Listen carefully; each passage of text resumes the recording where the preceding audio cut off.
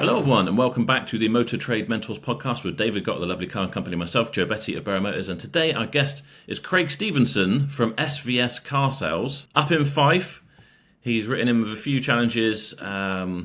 Sounds like we had a quick chat off camera just beforehand.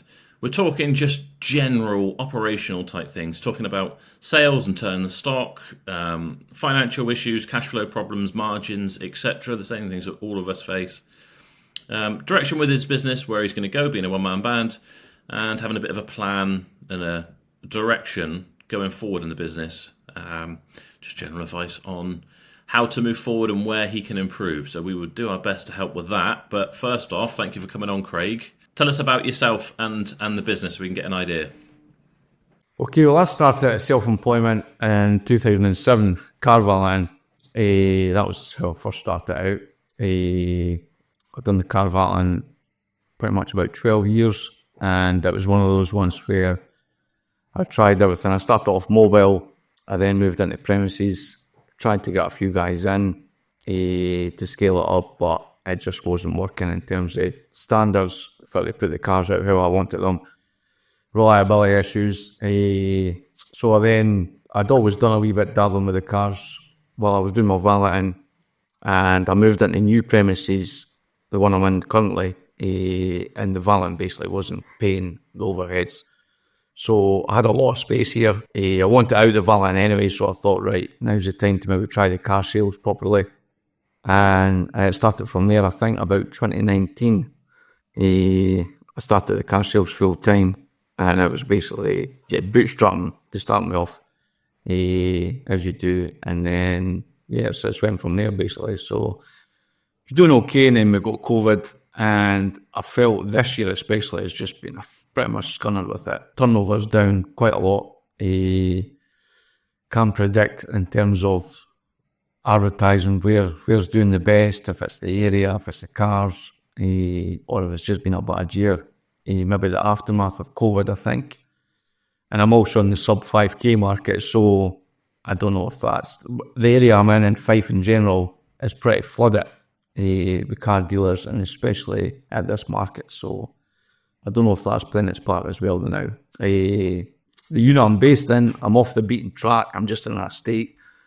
So in terms of trade, I'm relying on internet advertising and the local word of mouth. So yeah, that's where I'm at just now. But this year's been a bit of a sore one. So yeah, just to see how you guys been more experienced in the trade, and I've never been in car sales or anything like that previously in any career, so it was basically just learning as I go, a bit of knowledge about cars. Yeah, there's a few things to cover there, and you're not alone. Everyone's having probably quite a rough year this year. Not necessarily a rough year, but it's not. I don't know, how would you describe it, Dave? It's a bit like it's just not a normal year, is it? No, it's not. It's like seem to be saying everything what Sheik's been said in that last podcast, but everything that goes up has to come down, and I think this is like we're back at normality now. This is the hangover, isn't it? This is the come down of those price increases, crazy sales, everyone feeling flushed. We were having a great time. Yeah, we were having a great time, just after COVID, during COVID, and now's the time. This is the big challenge for the people who are going to be here for the next 10, 15, 20 years. Just looking at your website there, you can tell you were a top valet because them cars look absolutely immaculate. So you've got all that going for you. Is it right you've only got 6 cars in stock at the minute? At the moment, yeah.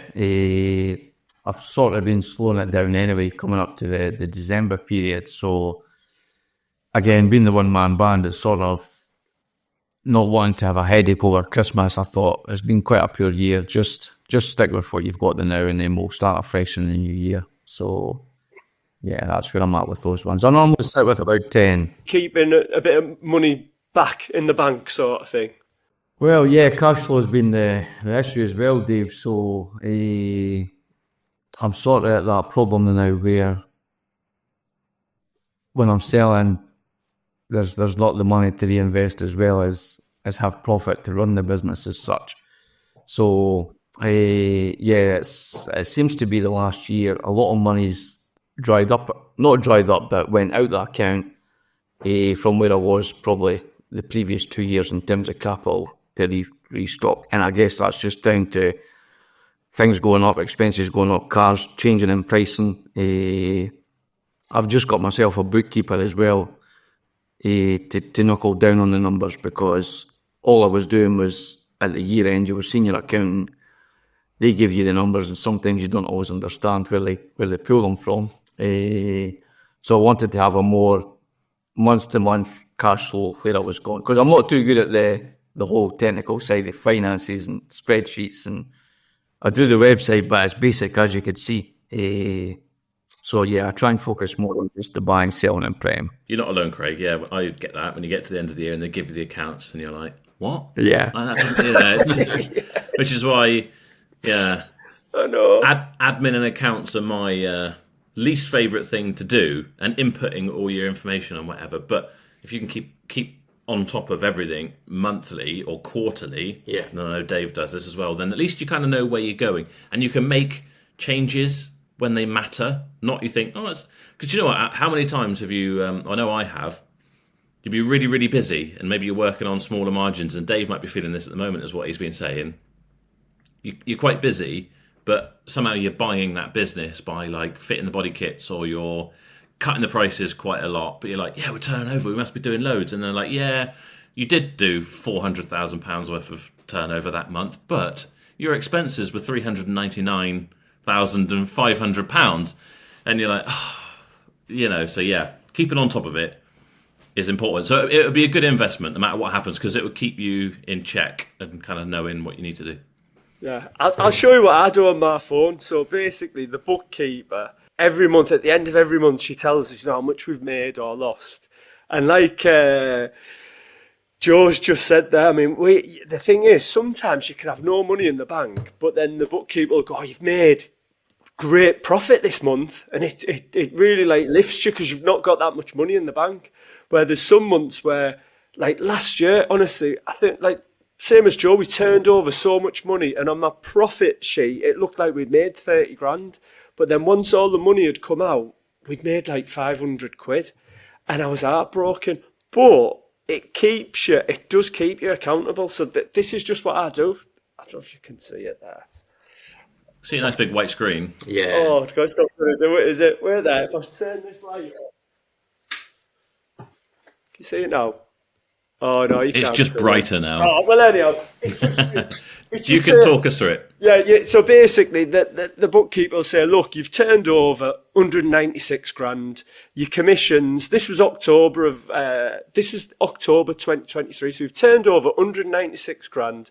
Commissions for finance was £1,805, and then the profit was £5,824. And then I just write that in my notes, and I do that every month. So, at the minute, especially in December as well, because all car dealers, before I started car dealing, I used to love Christmas. But now I'm a car dealer, I hate Christmas, because, you're going to be quiet. You're going to have no customers. You know that you've got all the bills coming out. And then if you've got staff, they want a Christmas party. They want a bonus. You know what I mean? And we're not making any money. So you've just got to psychologically prepare yourself for this month. And then, like you say, you'll get back on it in December. However, if I was you, I'd be buying more cars in December. I wouldn't be like waiting for January and then like, oh God, we've got to buy something. Because we've all made that mistake. Because then you go at the auction, get online, and the price is an absolute fortune. If you've got a bit of money in the bank, try and make the good deals now, so you're ready to go for January. Get them prepped, get them MOT'd, all that jazz. See, a few guys have always said that buying ready for the new year, but I've always found the start of the new year is always poor. So I've then thought, well, is it really a trend in this area? But I guess I see what you're saying in terms of the prices will be high regardless if you're quiet or busy anyway, so you're best buying when it's cheap, I guess. The general sort of rule, I think, or the trend is that a surprising amount of people are open over Christmas. There'll be car dealers who will be handing over cars and selling cars on Christmas Day, because we're just that type of breed, aren't we? And obviously there'll be a few missed auctions and there'll be less stuff coming into the auction on the run up. So when it comes into January, everyone's back at it and they're like, yeah, New Year's resolutions and all that sort of stuff. Everyone's a bit lower on stock and they're ready to go for it. And the supply isn't there, so prices are usually just ridiculous. Like normally I'd struggle to buy stuff until like February, March, really, at sensible prices, unless you get really desperate and you're like, I'm just going to have to buy it more expensive.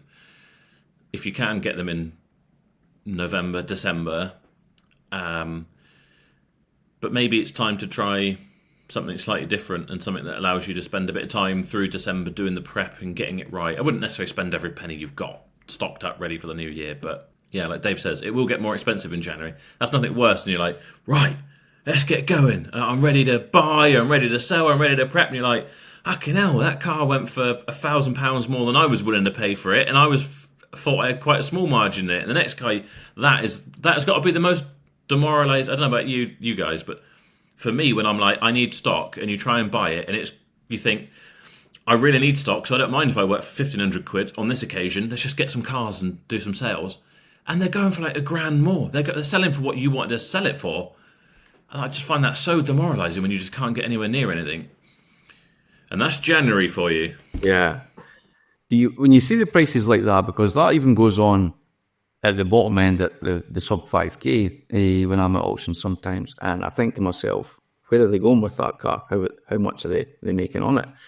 Do you think a lot of the guys maybe is commission finance they're just looking at or working on volume rather than? It's a bit of it's volume, isn't it? I think, but back in the day when I used to go to the auction, the guy who always used to pay the most money for the sub 5k cars, he had like 60 cars on his lot. And it was just a turnover thing for him. But the other thing was, because he had 60, so you've got 6 cars, so you're more liable to play with the prices more because you're not as busy and all that. Where because he had 60, he was so busy, he'd probably have his cars more expensive than what you have your cars. So it's all to do with that. And he probably wasn't as precious about prepping them either, so he's not spending that much as you are. And the other thing is, with the cheaper stuff, I reckon, unfortunately, there is the Facebook Marketplace sellers, isn't there? They're going to buy it and not really do anything with it and sell it straight on at a cut price. And they don't care if they make 300 quid because it's 300 quid straight in their back pocket. They're not going to pay the tax man. They're not going to, give any warranty or whatever. They're going to pretend it's a private sale. So, we can't ignore the fact that does happen. So that's part of the reason why when I was at your sort of price bracket, the under 5,000, I was like, I want to move up here and start operating amongst the people that aren't competing on that front. You're still going to get people who are buying more expensive cars and selling them on their driveway at home, pretending it's a private sale, but prices are further apart. People are less likely to want to buy from them. They want the experience of a car dealer. So you can never underestimate the small amount of money that people are willing to work for. Do you know what I mean? Even on 20 grand cars, Joe, like I always thought, right, if I get out of the cheap end of the market, all the people that are in the 20 grand market are going to want like these massive margins. But some of them only work on like £1,500 across the car. So that's the really hard thing about this job. It is the margins. That's the hardest thing. So, like, we've said it a million times. You just need more cars. I could not run a business with 6 cars. 6 cars, I could do it, with my eyes closed. Yeah. And but I'd find I'd be a bit too bored. That's what I was going to ask as well. Obviously, they now sitting with no stock, but did you find that the more stock, the more cars you've got on your forecourt, your sales numbers go up? Is that what you find generally? It's facts. Science, isn't it? It's the more you've got for sale, the more you're going to sell, yeah. Yeah, you will be, yeah. If you had 10 cars versus 30 cars, this is what I always say to people as well. The people who come on and say like yourself, currently, I know you normally got more, but say you got 6 at the moment. You got those 6 cars and they're, you're focused on all 6 of those and you're thinking, what's going on? Why aren't I getting any calls on this? I'll adjust the price, I'll drop the price, I'll do this. Maybe I need to tart up this bit. Maybe I need to polish this bit. Maybe I need to paint this bit. Whereas me and Dave will have 40 cars And some of them will be selling, and that will be keeping us busy. So we can ignore that. It's off our mind, the fact that it's not getting loads of views, because then at the 3-week mark, when we haven't even thought about it in the meantime, so then you get the phone call when someone comes along and you buy it. And we haven't done all that price dropping, fiddling, worrying about it and all that sort of stuff. So it has more than one benefit. You will be busier, but also it allows you to not over-focus on individual cars. There's 3 sort of stages with 3 levels of car dealer, and like you've got this one that's in the 15 or less cars, where you probably look at the prices constantly, like, why is this not selling? Then you compare it to all the ones on the internet. Then you go up to like me and Joe, where you go like 20 to 40, 50 cars, where you'll go on the portal maybe 2 or 3 times a week. What do you reckon, Joe? Like, but not like every day. We've set it up now as Friday price drop day. You know what? I need to do it I've always done it Monday, because in a way I think if I sell one of them cars at the weekend, and if I dropped it on the Friday, I'd be a bit gutted. So I always wait till the Monday now. I want to drum up the attention on the weekend when people are sat at home scrolling on their phone. So maybe I need to do that to change it on a Friday. But yeah, we always drop the prices on a Monday. And then I think you've got like, you go up to like Khaki, Jamie Capel, who's got 300, and he hasn't got time to look. All he looks at on AutoTrader, is it in good price? Is it in the green? And as long as it's in the green, he knows he's going to get phone calls and he's going to sell cars. So that's where I think you are at the minute. You're in that. It's an horrible place to be, because when you're quiet and you're on your own as well, you just lose confidence. You question yourself all the time, and it takes a strong person to keep going when you're at that level. Yeah, that's where it's been this year, lads. I know the numbers won't be helping in terms of the cars on the forecourt, but yeah, it's just been that constant slog. And as you say, when you're on your own, it's quite mentally demanding at times. Yeah. To just to kind of like narrow it down on the facts and whatever. Are you doing anything else to bring income in? Like still doing valeting and stuff on the side? Or no. When things were going well, I stopped the valeting because I was finding, you'll know yourselves, valeting takes hours and hours and hours. So if I was doing customers' cars, I wasn't getting my own stuff prepped. So again, just being on my own, I thought I need to focus my 5-6 day week on doing my own stuff, cleaning it up and turning it around. And then it's like what you said before there, it's where do you stop in terms of preparation with this price of car. So sometimes I always say turning scrap into gold, doing too much. Yeah, stop as soon as you can. Stop as soon as you realistically think. Stand 5 meters away and look at it. Yeah. Kind of walk around it and be like, does that look all right? Does that look half presentable?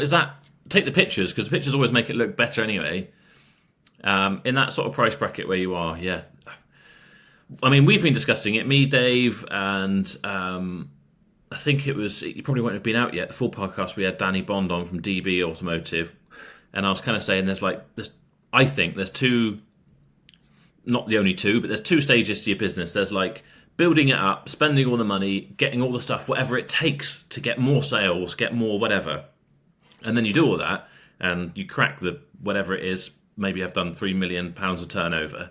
Then you look at the profits, and it's like 1%. So you got 30 grand, and you're like, right, now's the stage where we're big, we're running, we're rocking and rolling. We know we can do it. Now we need to like trim the fat and keep hold of the profit. And it worked exactly the same way when it comes to the margins you're working on your cars. It's great you haven't got the huge overheads because you're working on your own, but it's so easy to be like, oh, I'm going to make my car really nice and it will stand out from all the rest and all that sort of stuff.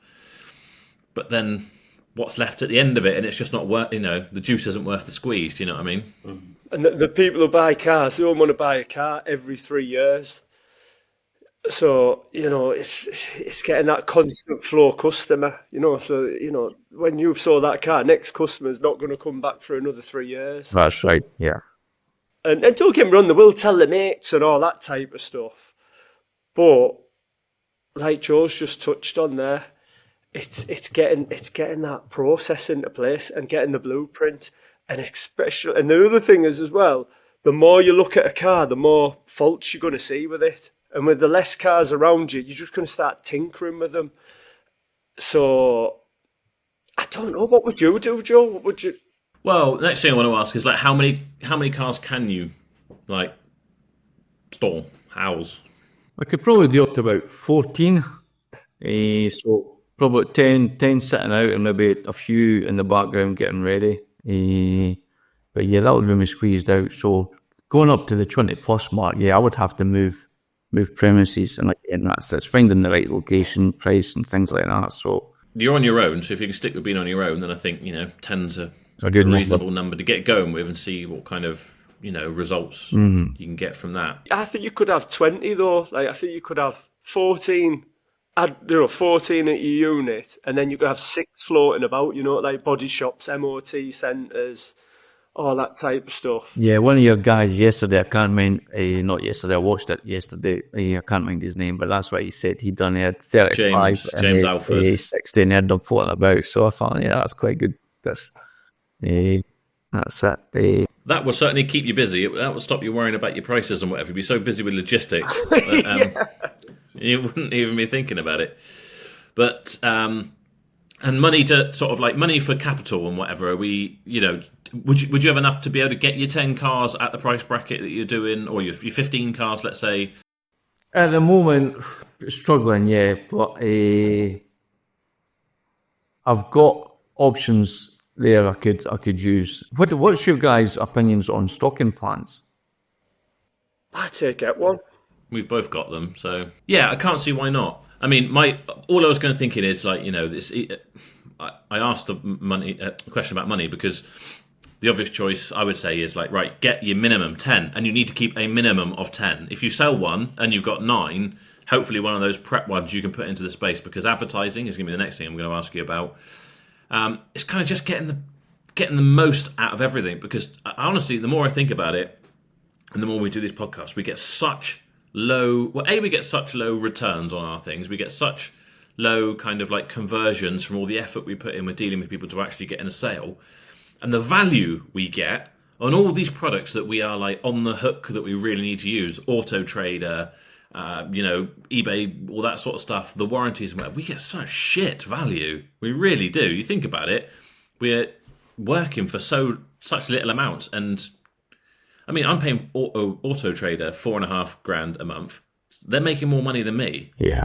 Off me having a car sales business and running the car sales business.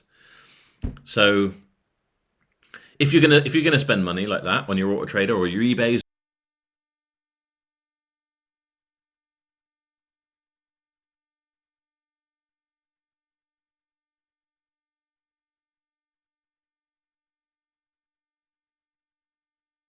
Yeah, definitely. Because if you've got 15 cars, I'd just have 7 advertised on AutoTrader. That's what I'd do. Do you use AutoTrader or not at all? I don't. I only use the single lads. But the more I'm listening to yourselves, and to be fair, a lot of guys do the big. I'm not in the big wigs, but it seems to be the platform that just everybody goes with in terms of dealers. You need to get over that mental barrier. It'll be the best thing you ever do. And I know, like me and Joe, we hate having to pay all this money out every month, but we wouldn't have a business without it. The 2 most expensive things you'll pay for is an AutoTrader account and I suppose stocking loans, really. But without them 2 things within your business, I wouldn't have been able to grow my business as quick. Here's like a simple sort of calculation to think about it. What do you think your sort of usual gross margin is on a car? What are you making on them? That's what I was going to ask you. You mentioned margins there. This year I've been struggling to get 15 gross before credit. You probably, you're That's certainly right. not alone. Yeah. I mean, That's in the reality, same with us. 1,500 quid, if that really is your gross, is not too bad. But let's put it this way. Let's say in that scenario, you got 10 cars on sale. Let's say you sell 10 in that month, so that's 15 grand, but you're not doing a huge amount of sales right now. But if I said to you, if I can have 700 quid off you for the month and I'll give you 15 grand in gross profit, would you take that deal? Yeah. To get your AutoTrader account? Yeah. Because it's a necessary evil. Unfortunately, it will cost you, but you will get results. And everyone feels better when you are selling some and then you get something. Then you'll have the data as well when it comes to buying. Exactly. And all these sorts of things. It's just like... Do you know, a really interesting podcast we done was with James Baggett from Car Dealer Magazine, and he uses Portal because he uses the the retail rating, and he won't buy a car that's less than a 90 retail rating. So that information is just priceless. Yeah. Without that, you're just going to make mistakes at the. Don't get me wrong, you've got your edge. You know what cars to buy, what sells in your location. But there'll be certain cars at the auction where, like a manual BMW 1 Series, you'd think no one would want. But it'll be like a 99 out of 100 on flipping AutoTrader. And you're like, oh, give that a go, and then you'll sell it within 2 weeks. So that's another thing about AutoTrader, where it'll help you, especially within your area. Yeah, I see that a lot of guys had mentioned. I didn't know that option was on AutoTrader, the portal, which is great information on its own, because at the now, the way I currently run is you're sitting guessing everything. You're assuming what would sell, what price it would sell for, who would like it. So yeah, I guess AutoTrader is a more experienced platform to give you that information at the tip of your fingers sort of thing. So yeah, I mean, at the end of the day, AutoTrader is a data company. That's why they charge as much as they do, because of the data. Yeah. And I think with the margins you're working on, and if you're selling cars that you could put on Facebook Marketplace, most traders on Facebook Marketplace are not working on £1,500 margins. yeah. They're working on 300-400, if that. So you've either got to think, right, I've got to scale up, get a load of cars for £300-400 profit in and stick them on Facebook Marketplace. Or the way I always looked at AutoTrader, it's like having your own salesman. You're paying them to help sell your cars. Yeah, I mean, I don't do hardly anything on I put the cars on Marketplace because it's free, but to be fair, I'd say the last year or so, I've very rarely sold a car. The only cars I do sell on there is if I get something really cheap, trade to clear, and it's under the 2K mark, you tend to find the goal. But anything over 2K, yeah, even Gumtree, it's anything over 2K, that iron's died, I think. Well, that's the results I've had lately anyway. So, yeah, I'm not really, the only one I'm doing now is the website, Google, and Car Gurus, but even Car Gurus has been pretty poor, to be fair. So, yeah, next year. So when you say Google, are you doing like the Google? The last couple of months, I've just been running the sponsored ads, Joe. Yeah, and it's not like Google Cars or whatever it is. This new thing they've brought out. No, I've not done that yet. I see that's just come about. So, no, it's just pretty much sponsored ads to try and drive traffic to the website. How many did you sell last month? This month's actually been better. It's waiting to sell this month. I've done 5, I think. Okay. But this is another problem. From I started out, I've never really seemed to get past this, doing 1 and 2 a week.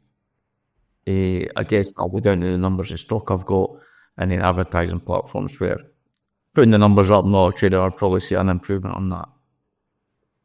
Yeah. Do you know what? I don't know how Dave feels, but it surprises me, I guess, because we've probably talked about similar issues with other people before. But I get quite excited when you get someone like yourself on. You're like, I'm not really selling very many, and I don't really know what's happening and whatever. And then we speak to you about all the advertising and how you're doing it, and I'm like, fucking hell, we can solve this. We can solve this. I've got the solution for this. All you got to do is just advertise in the right places. Yeah. Because in the Facebook group we've got, oh god, I'm so forgot his name. The chap with the barn, the farm barn, and he didn't want to. Oh, Martin. Yeah, Martin, yeah. That's it.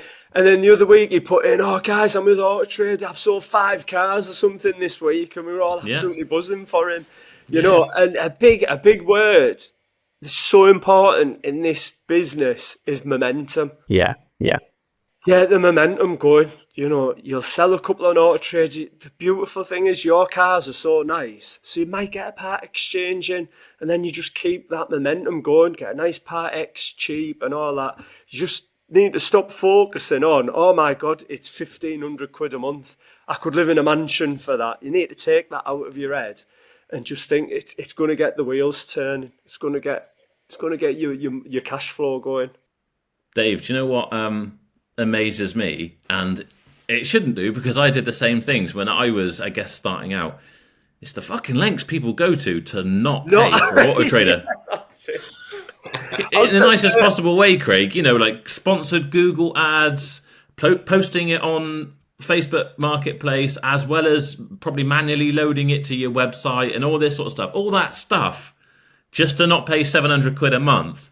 And I know it's £700 a month, and it's, if the sales aren't coming in, it's quite a daunting prospect, isn't it? Paying £700-800 for, you might not get nothing, you might not get anything back. But I reckon, we could set you a challenge of if you started AutoTrader for 1st of January and you had 10 in stock, you will sell 10 in that month, maybe it'll be your best month ever. That would be, yeah. I mean, that would be great. The other thing is, I remember when I first started, and I was like, "Oh my God, it's £800 a month." This was 12 years ago, and not one month in the 12 years of being a trader have I struggled to pay that AutoTrader bill, and it's now £5,000 a month. It still comes out of the bank, and it's horrible. Don't get me wrong, but the beauty with AutoTrader is as well, they let you pay.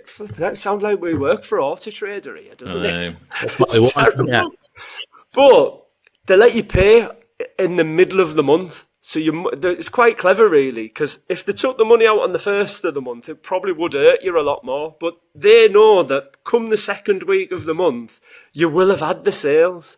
You will have the money in the bank to pay for it. So there's always enough money. Well, for me, touch wood, there's always been enough money in the bank to pay that bill.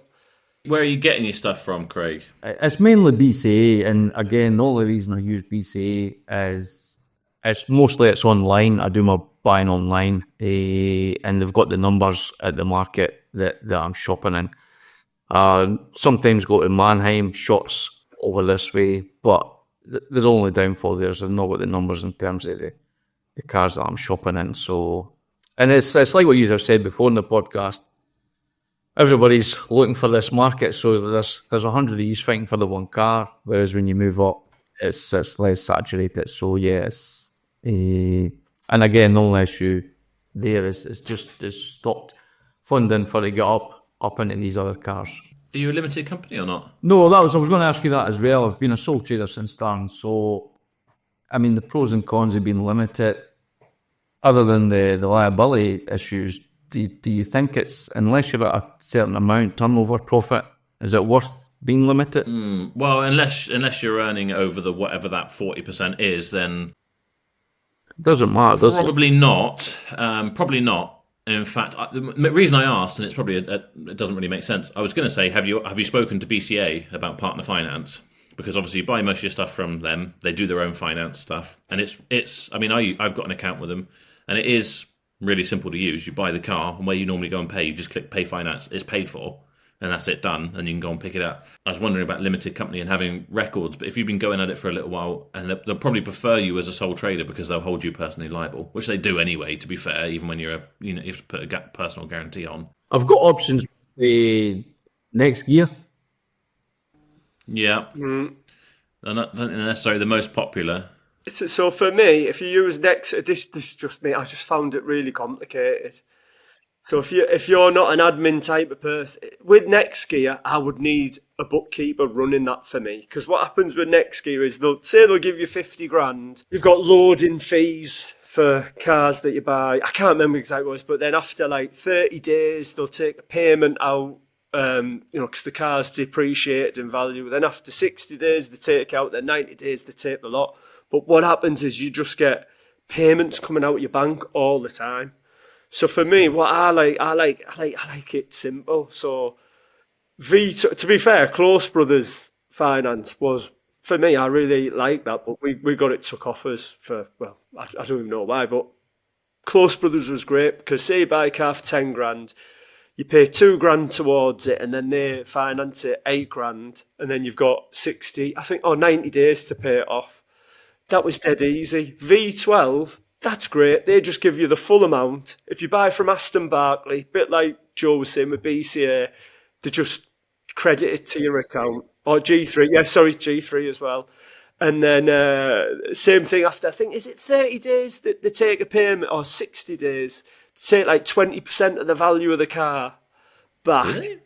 Yeah, they do, mate. Yeah. So, you haven't been checking. Didn't even know. But I think the good thing with V12 is you get 120 days to sell the car. So then on the 120th day, you've got to settle it. But always do it a week before. But the biggest mistake you could make if you get V12 or any of these funding, say they give you 50 grand and you go out on day one and buy 50 grand worth of stock. And say you've got all them cars in 90 days, then all the money comes out of your bank at the same time. So I think the trick to it is to spread out the purchases. Buy one car for 5 grand, then maybe 2 weeks later buy another one. It'd be hard to do, but I think it would be the sensible thing to do, because that's what happened with me with V12 last year. I went out, I bought 100 grand's worth of cars, and then come 120 days, I think I still had 5 cars on the plan, and like 80 grand came out, and I was like, oh my God, this is like really stressing me out.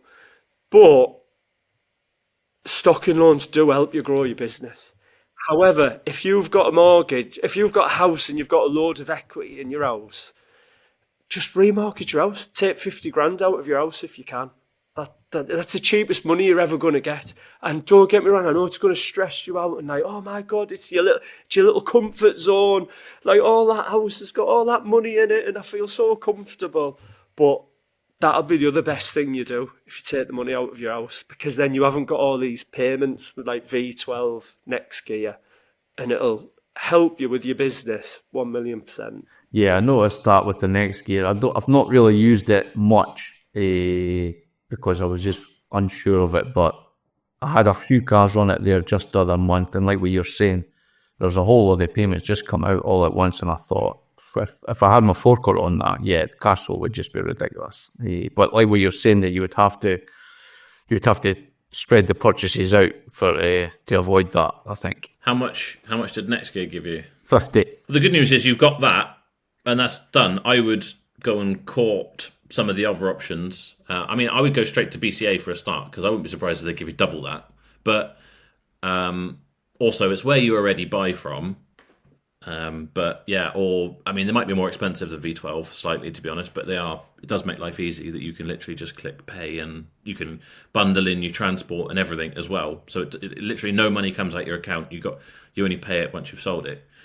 But yeah, I mean, if you got it with Nextgear, you'll get it with someone else, especially if you say, look, I'll close down my Nextgear account, and if I can have this. So you've got it. That's the main thing. Well, someone's given you something. So I would. The good news as well is if you buy one car on your stock plan and you've got 3 months to do it, that's already paid for your AutoTrader account twice over, in cash that you've now got that's not tied up in stock. And that's how I see the stock funding. Is not that really I need the money to buy the cars, but it gives me cash flow, and cash flow is the biggest killer. And I don't have to put any money out. I've got something here that I can sell. I sell it, I take my cut, and then I can pay it off once I've had the money in my account. So it costs me a little bit more. But the good news, I think, is if we look at if I can get it to share your website. If you are making 1,500 quid gross out of these cars, on them cars. sub 4 or 5 grand, that's amazing, especially if you think of it in terms of percentages. Me and Dave selling like 20, 30 grand cars, we could make 40% on those. Unbelievable. I've bought an X3. We've got it on the website at 21 grand. It's fair price, and it owes me now 20 grand. It's heartbreaking. But at the same time, I might get a beautiful Part X. I might do a finance commission. I might do this. I might do that. It keeps the money flowing. You've got it's like going fishing, isn't it? And it's your bait. All them cars on your pitch are your bait. At the minute you're in the sea and you've got like a tiny little maggot, you need to be like throwing the fish nets out, and your cars is your bait. Do you know what I mean? That's where I look at. More cars you've got, better chance you've got. And if you look at all the dealers we've had on here, all the successful ones, most of them have got stock funding. First thing I'm just thinking about here is with your stock funding, it's probably going to cost you, if you have a car in stock, because they'll charge you probably like 40, 50 quid to load the car, something like that. I can't remember exactly what it is.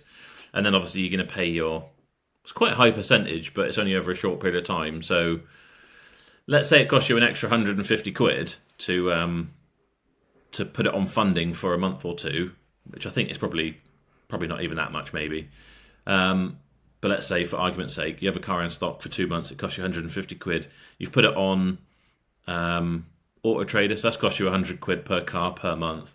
So if you go from doing 5 cars currently at 1,500 quid gross margin, that's 7.5 grand for the month. But if you can just make it 10 cars, but at 1,200 quid gross profit, if you take into account the whatever, you're already at 12 grand. So it doesn't take an awful amount. You've got to speculate to accumulate, I guess. Spend the money in the right places. Give yourself the best opportunity. Which is what I say. I can't believe the amount of people who are sort of skirt around AutoTrader and probably spend just as much to avoid it. But it's. I'm not saying it's the be all and end all. But it is the best platform. Just no doubt about it. They've been doing it for decades. That's why they are. But the other thing I would want to be doing for you is something I want to start doing myself as well. And I've seen it work really well for a local lad, son of a guy who runs like a like a gun shop and whatever, and like a shooting range and whatever. And he's set up in the last, I don't know, let's say 5 years, selling supercars and, real fancy stuff. But he doesn't have a fancy premises. He's next to like a hand car wash place. But he's selling like McLarens, Lamborghinis, whatever. But what I thought was really interesting about him is he must have 40,000 followers on Facebook, because he would just post out every time, if your share of this car results in a sale, I'll give you 500 quid cash. Oh, that's brilliant, that. They'd share it. And I think even with yours, I would just be like, put them on, do a post from your thing and say, if your share sells this, I'll give you 100 quid or 50 quid. Either way, people are like, oh, all I've got to do is click a button, and that now your thing goes like this, and people follow you because they know you're doing it all the time. I want to start doing it, just getting around to doing it on the admin, because I've seen how well it works. And he stopped doing it for a while. He would just post them and people would share them anyway. But I should try and get him on the podcast, really, and ask him how many times you've actually paid out 500 quid, because I bet you it's very little. Do you know what I mean? It's been shared 1,000 times. Loads of people have seen it. It might result in someone seeing it and saying, I want that. Especially your stuff would work. I mean, Lamborghinis and Ferraris are going to be great because people want to look at them and see them and whatever, but the actual amount of buyers out there isn't high. But for your cars, the amount of buyers out there is loads. Someone sees your car and they're like, oh, I could have that for 4 grand. That seems, hang on, what's going on? Let's have a look. They're probably going to have seen it on a friend of a friend or a friend on Facebook that they don't even like and don't want to talk to. They're not going to be like, oh, Mike, we had that punch up at that wedding or whatever. I've seen this post. You can get 100 quid if you let them know about it. So I don't think it's even going to cost you. That's great, that. But you know what Danny Bond said on that podcast was, because I know what Craig's thinking, because I'm thinking the same. I just wouldn't do it. It's like social media, posting and all that stuff. He's probably got a million other things on your mind, haven't you, Craig? So just put an advert on Indeed. I need someone to help me with my social media. I'll give you a monthly payment of 200 quid, and it's your job to do what Joe's just said there. I can guarantee on Indeed, you will get inundated with 16, 17, 18-year-olds just wanting to do all this social media posting for you. Thinking that, sold a little 107 to a first driver the other day, and he was speaking about the technology side and stuff now. I'm a bit behind in terms of that. And that's what I was thinking. I was like, it's a young team that you need to do this kind of thing. The social media, the other one's all in tune with it. So just put a little advert out, get someone, because that after just Joe saying this, I'm thinking, God, I need to do that as well. I just need to get someone on the social media stuff. Rather than putting something on Indeed and having a real commitment, you go on People Per Hour or Fiverr or something like that, and you'll find someone who does social media posts for a... Danny said about he's had someone from, where was it, some crazy country, like... Oh yeah, he's got. He said he's had someone working for him full time from Sri Lanka. Yeah, that's it. Yeah, Sri Lanka. And he's worked for him for like, I don't know, 20 years, something daft like that, just sorting out all stuff like this. Just the stuff that we can't get round to doing. Time consuming as well, a lot of it, isn't it? Exactly. It is, but I think if you're sat down, think about when you take pictures. Do you do walk around videos and stuff like that? No, I've only done a few lately, actually, but I see this as a trend as well now. You do now. Yeah. It's important. It really is important, and you'll be surprised how many cars you sell from that. Go out, take your pictures, and literally pick up your phone. If you don't like the sound of your voice, you can't be that bad because you're on here. Just walk around, be like, this is our 2012 Toyota Aygo. It's on 67,000 miles. It's actually in really nice condition.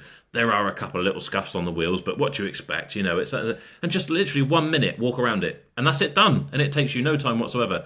Then when you get back, you could put that as your Facebook post if you want, if you're happy with it. But otherwise, just literally 3 pictures, make yourself a template that says, you know, model, age, mileage, price, and then share this post. If it results in a sale, we'll give you 50 quid.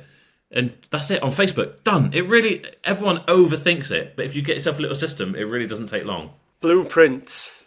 That's our buzzword at the moment, is blueprints. Blueprints. But the other thing, Craig, like as well, like you will come across really well on the camera.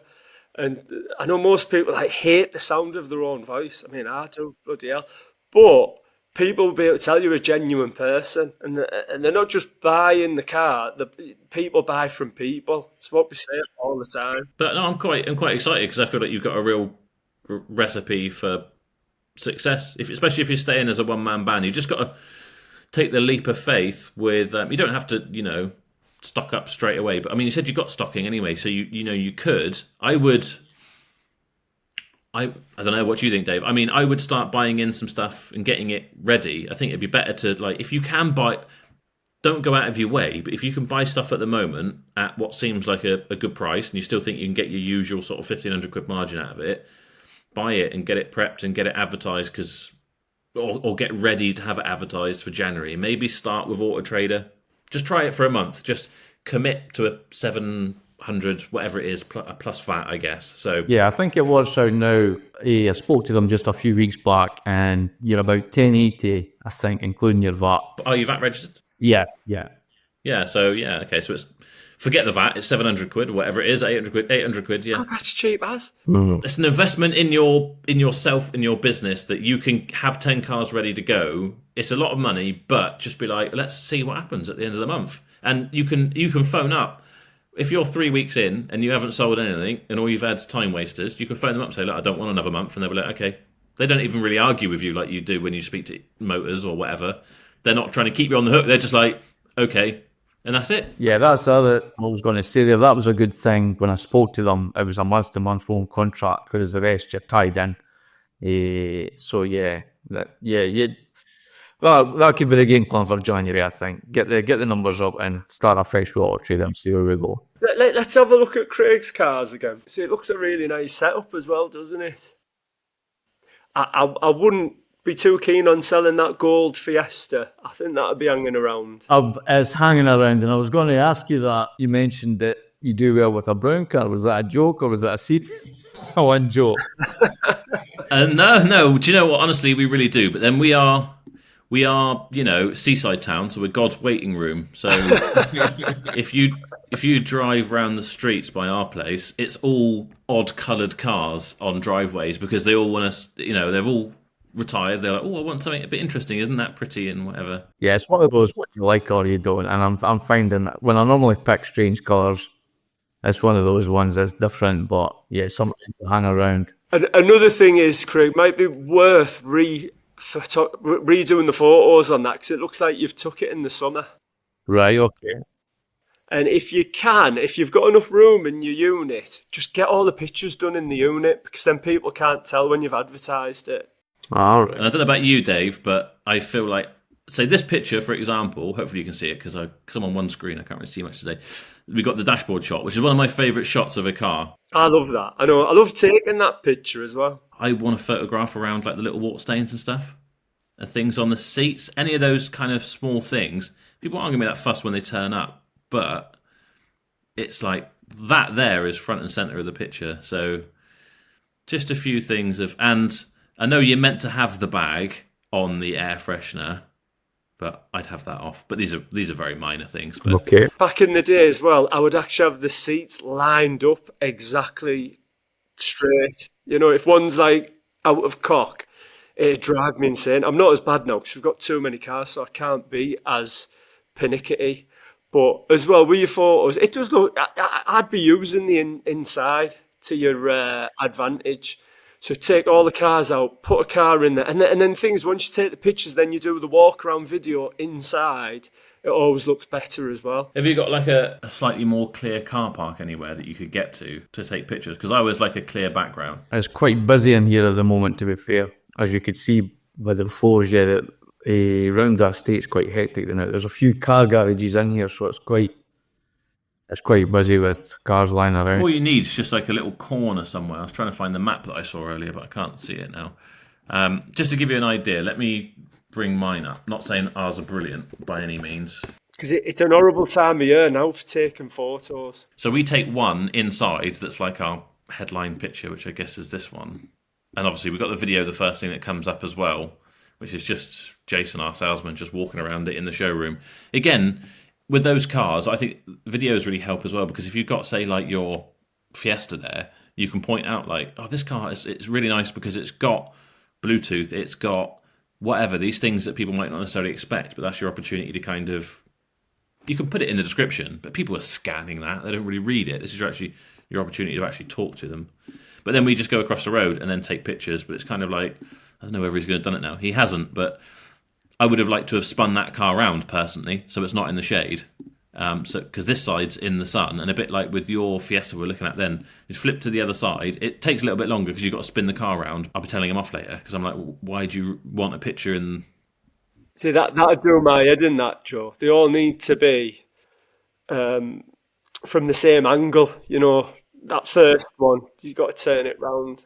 Yeah, you've only got to move the car once, haven't you? You put it in one direction, one way, take all the pictures going around that way, then you spin the car around, and that's that. But yeah, it's minor tweaks. And if you can have a quiet month, this is time to do it. Time to do it, yeah. As Mike Brewer said, embrace the quiet. Yeah. And use those things to, start making your January plan. Like Craig's going to absolutely fucking smash it in January. Look out, Fife. I'm quite jealous of him, Joe. I'm quite jealous, like, looking at that. It's like what Chops has got, like, right nice little unit. You've got this really nice little business.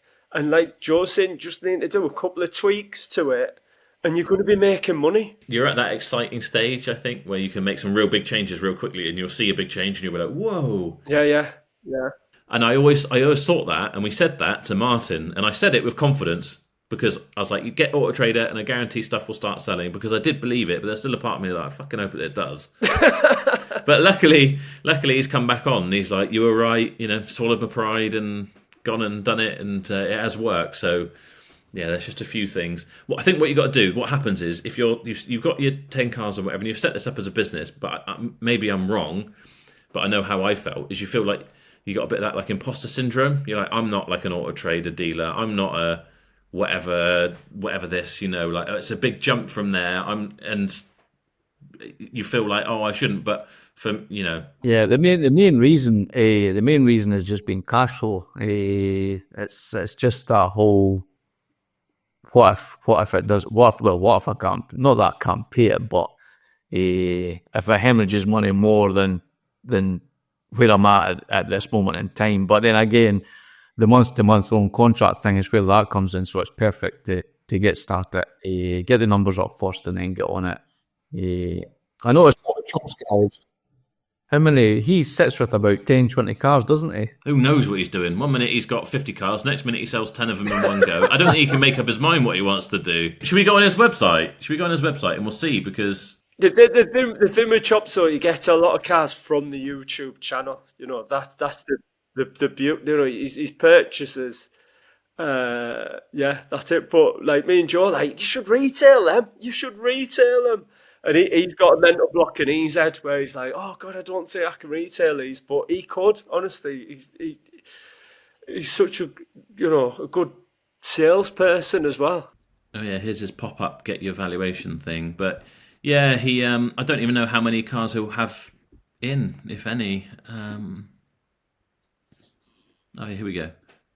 Oh, look at those pictures. I wonder whose idea it was to put them in front of that grass bank there. Yeah, the thing with James is he's I think this thing here isn't here anymore anyway. Some of these things are on here, but they're not. He's just, he does, this is a bit like I don't know, it's not like a sideline for him, but he needs to enjoy it, so he just does it. It's not like me and Dave, like, right, we need a plan, we got 10 amount of slots, we're paying for our AutoTrader, we'll use them. He doesn't. He just pays as he goes. So it seems like he's a bit like, oh yeah, I'll get a couple done this week. The next week he's like, I won't. And then he'll put 5 on or something. And do you guys use, I know you probably do with being better up the market in terms of warranty companies, or do you just do the warranty in-house? Do you do your own stuff, or? Yeah. Especially at your level as well, just in-house, eh? Yeah, like Rose said, just put 100 quid aside in a little warranty pot, let it build up, and we've Steve we had on, Dave, with BAA. I've signed up with them now. Oh, great. So I'm going to use their administered third-party warranty. So if you wanted to do that, Craig, it's just 15 quid. You're still going to pay for it, but they're gonna handle all the phone calls and all the bullshit and take it off our plate. That's a lot of the things. I was going to hire an admin person. He emailed me last week, actually, and I was like, I need to message him back because no, yeah, I want to do that because it'll just. In fact, probably when I get into work, I'm at home today because I'm waiting for my new phone to arrive and they won't send it anywhere else. But when I get in today, hopefully our personalised document things will be there, so I'll put it on Instagram. You can see it, but yeah. I was going to hire an admin person to take care of all these admin issues, but now we're actually like, let's just remove some of the admin. So like that, for example, I don't know, we're making some of our own stuff and whatever, but just things like that. I mean, for the sake of 15 quid, I think that's quite a good investment because you're still going to pay for it yourself, but they'll handle the calls. They'll probably get rid of some of the hard decisions. Like me and Dave would be like, oh, go on, bring it in for your punctured tyre that you've clearly got yourself, or whatever it is, just because it was 2 days later and we're softies. They're going to be like, sorry, technically that's not covered. That's it.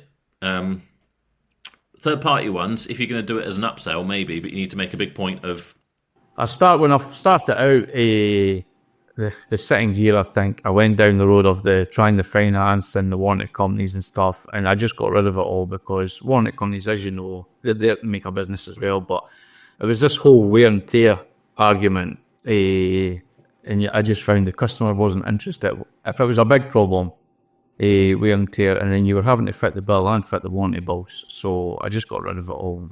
I just work myself now in terms of they get a month, 30 days, which is the biggest one, and then you're home after the 30 days, the 6-month thing that you don't hear from them. So that's worked pretty well for me.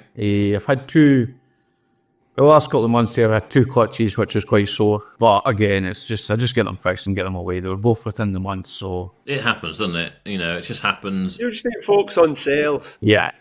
Get the sales in, and then, just try not... If you focus too much on warranty stuff, it's just going to bring you down. It's going to make you feel low, and then you doubt yourself more. As long as you've got the sales going, you'll be fine. Yeah, and I think the other thing as well is I'm only really not learning now, but I'm actually like holding myself accountable to doing.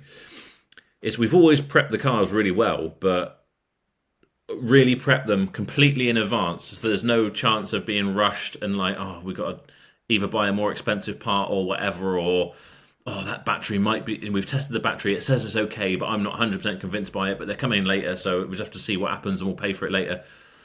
Is really holding yourself accountable to like make sure you prep 100% in advance, and you're really, because I think that's going to save us quite a lot of money on someone phoning up and saying, I went to go start the car today, I'd left the radio on and it wouldn't start, and you're like, okay, take it to your local Halfords and it's 250 quid, and it would be 60 quid for us to get a battery and chuck it in. When it comes to warranties, you can save yourself money that sense, I think, by like mechanically you can't over prep, I guess, you can, but do those sorts of things.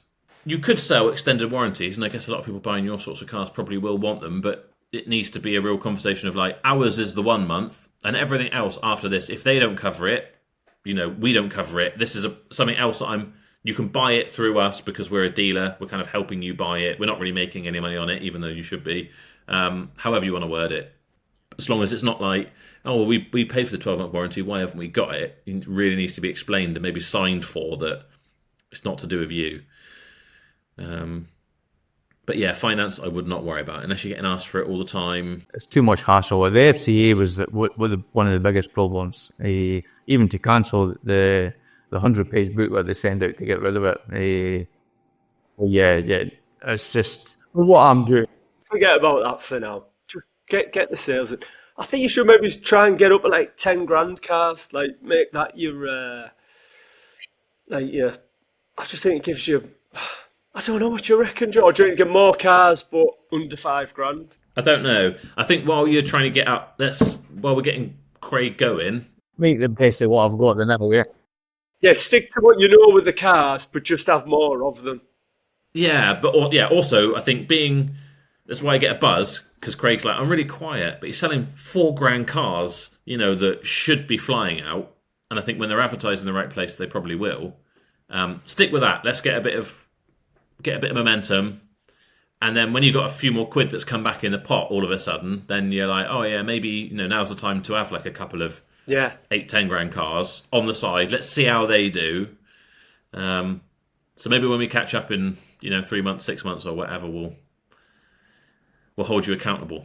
How many 5 grand cars have you sold? Right. How many 10 grand cars are you buying now? So I guess that's probably it. We've covered quite a lot. I'm quite excited to see what happens. Yeah, good stuff. Been good.